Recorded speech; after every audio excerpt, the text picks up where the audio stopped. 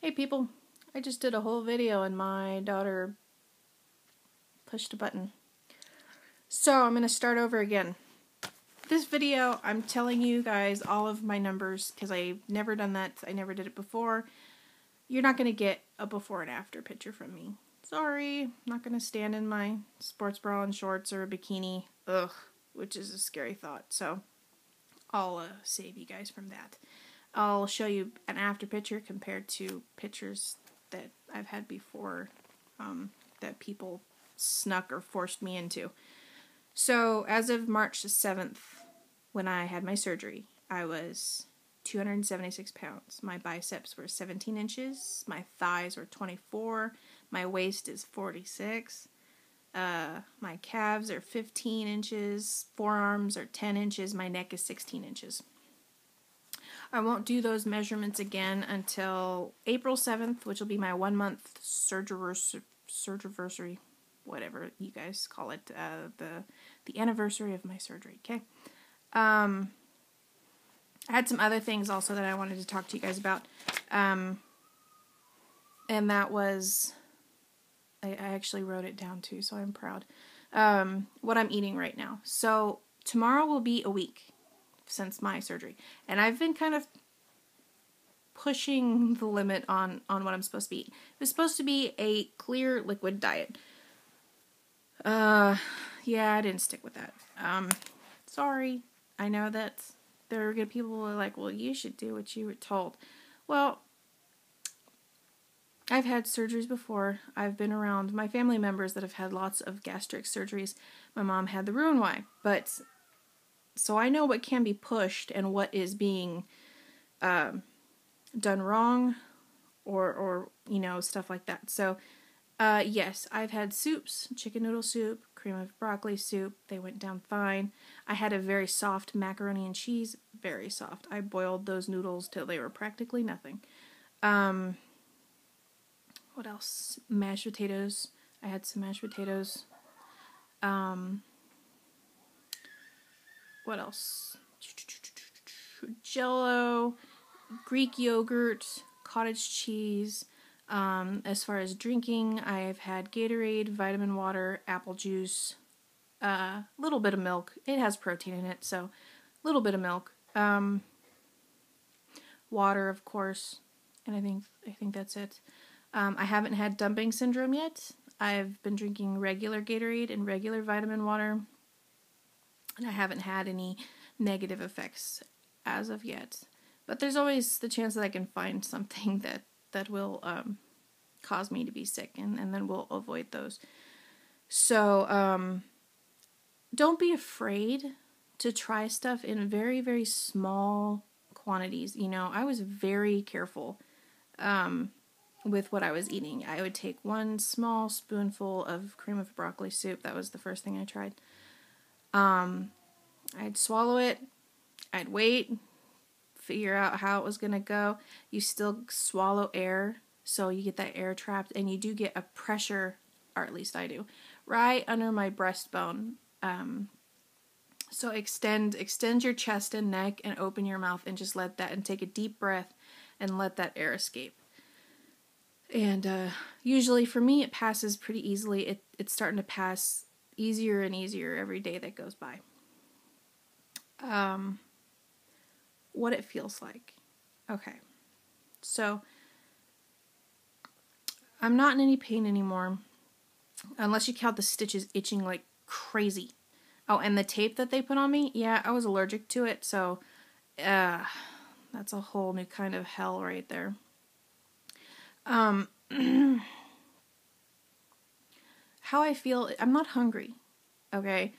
I'm not hungry in the physical sense. You know, they took out that side of the stomach that produces ghrelin, which is the hunger chemical that your stomach produces to make you hungry. I'm not. But, you know, when you smell food or you see food or you see people eating food, your brain says, oh, I'm hungry. And your stomach's like, no, we're not. So, you know, again, you have to realize that this is only fixing the physical part, not the mental, psychological portion of it. It's getting easier for me every day to you know, see my husband eat something delicious that I would kill for and be like, I don't need that. You know, it's getting much easier already. It's already been a week. So my brain is already starting to be like, oh, that smells good. Yeah, but you're not really hungry. You don't need that.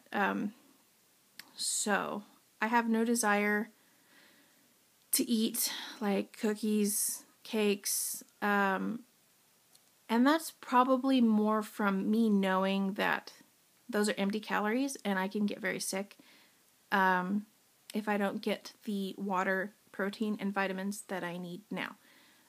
Maybe later on when I'm able to eat more solids, maybe then my brain will kick back into, well, you know, it's not going to hurt. But fight that. I'm going to fight it. So, oh, and I went back to work last night. Last night was my first night back to work. I got about halfway through my shift and I hit myself in the stomach with my pressure washer. I was done. It hurt. I was like, see you guys. Well, I'll be back tomorrow and try not to hit myself right in the incision.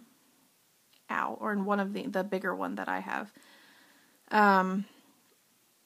And if you've ever worked with a pressure washer hose, with the gun on the end of it, you pull the trigger and it kind of kicks, and it didn't feel good.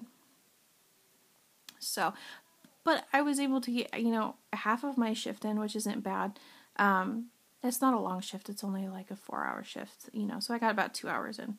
I only work part-time. My husband works full-time, so let's see what else do I got written down there. Okay. What I'm going to do to help this along, because again, this is a tool and it shouldn't be our only tool, and we shouldn't just sit back and be like, oh, all right, I'm going to let the surgery do all the work.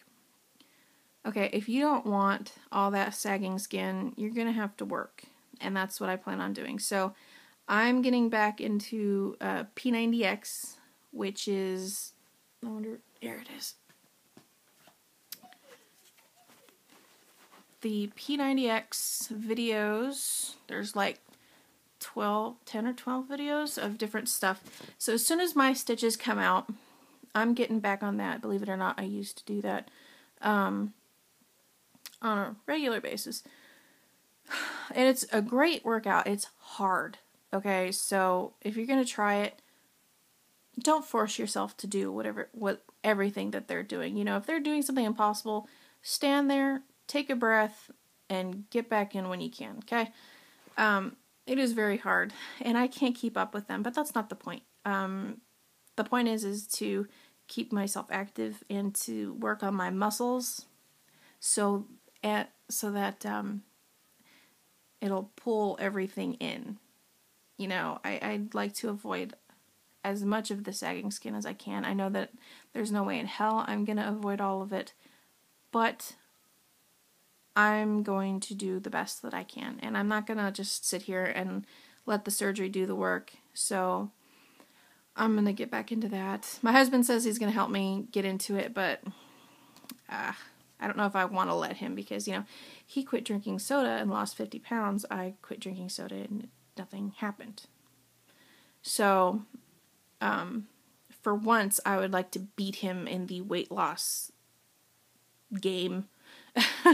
We're very competitive. We've always been into sports, and we're very competitive, and this is another drive for me. So, letting him do the workout with me will probably just be another tool for me to use, is just because I want to kick his ass.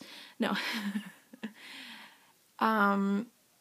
Well, that was it on my list. Got the measurements. I talked to you about what I was eating and drinking and how I was feeling. Remember that everybody's different, and again, just be prepared, you know, to deal with all of the changes that are going on. I haven't started losing my hair yet. I hear that happens in a couple of months. I've got some vitamins that I'm going to try to avoid that.